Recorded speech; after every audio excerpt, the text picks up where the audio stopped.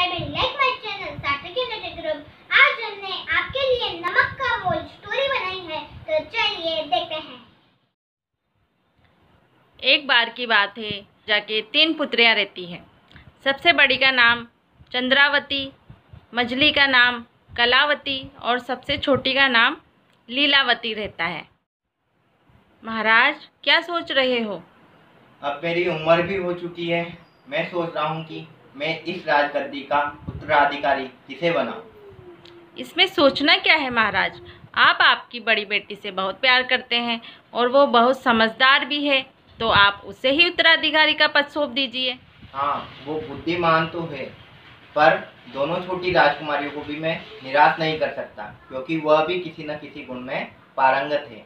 मैं उन तीनों से चर्चा करके देखता हूँ, उसके बाद ही मैं कुछ फैसला करूँ। तीनों को बुलाया जाए। तीनों राजकुमारियां राजसभा में पहुंच जाती है। पिताजी, आपने बुलाया?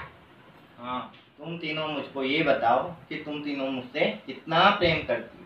पिताजी, हम तीनों तो आपसे बहुत प्रेम करते हैं। पर मैं फिर भी जानना चाहता हूँ कि तुम तीनों कितना मुझसे प्रेम करती हो। ठीक है पिताजी। राजकुमारी लीलावती, पहले तुम बताओ कि मुझसे कितना प्रेम करती हो। जैसे फूल से प्यार करता है, वैसे मैं आपसे प्यार करती हूँ। वाह बेटा। क्या कलावती, तुम बताना, तुम मुझसे कितना प्यार करती हो। पिताजी, जैसे लोग सोने से प्यार करते हैं, वैसे मैं आपसे प्यार करती हूँ। वाह मेरी पुत्री। अब तुम बताओ चंद्रावती, तुम मुझसे कितना प्यार करती हो।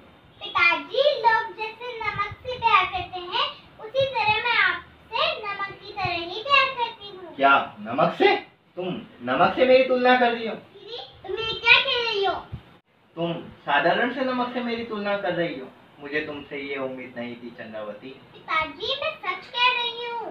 बस चंद्रावती बस, तुम जाओ। अब मेरी 2 ही बेटियां हैं, और तुम जिस दिन आना, जिस दिन नमक का भाव सोने की तरह हो जाएगा। ठीक है पिताजी। महाराज को कोई योग्य उत्तराधिकारी नहीं मिलता है और वह निराश हो जाते हैं।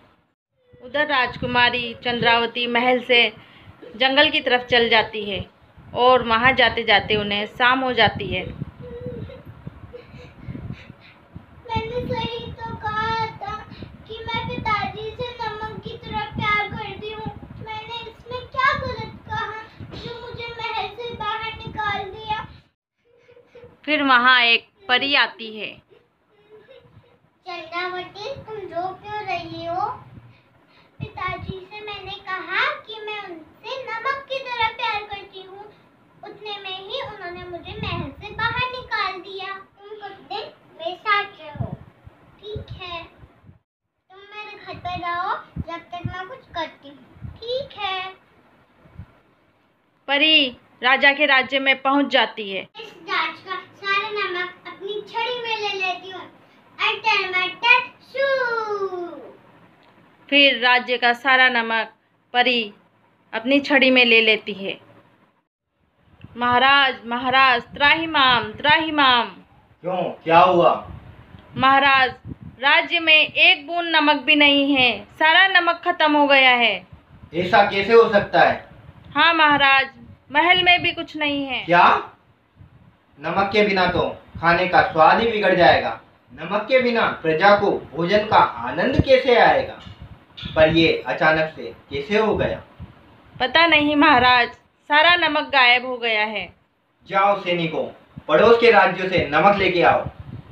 महाराज, हमने वहाँ भी पूछा है, पर वहाँ के राजा नमक का भाव सोने से भी ज्यादा लगा रहे हैं। ऐसा कैसे हो सकता है?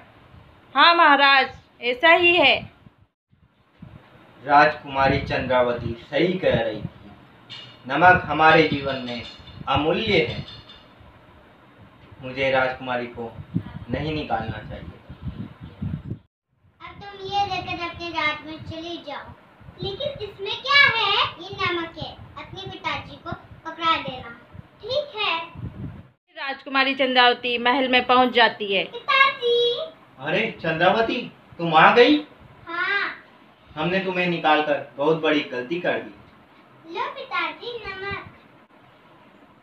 हमें इस नमक का मूल्य पता चल गया है।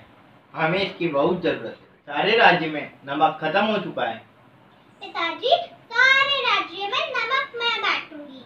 पर तुम सारे राज्य में नमक कैसे बांटोगी? पिताजी, ये जादुई नमक है, ये कभी खत्म नहीं होगा। ऐसा कैसे?